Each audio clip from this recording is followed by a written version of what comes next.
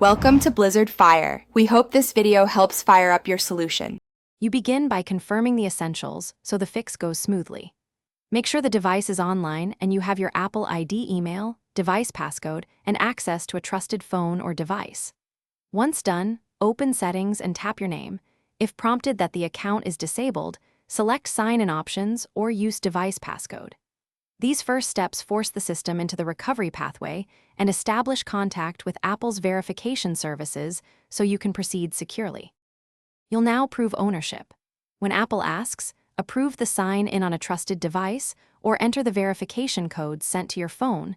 This confirms identity quickly. If you cannot receive codes, choose Account Recovery and follow the guided steps, entering contact info and estimated password details to speed approval.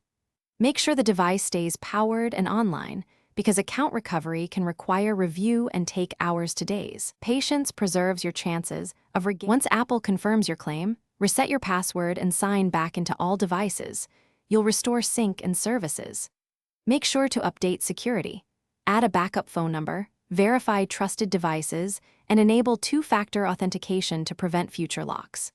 If the process stalls or recovery is denied, contact Apple support directly, provide your device serial and recovery ID, and request escalation. A key troubleshooting tip: keep screenshots and exact timestamps of recovery.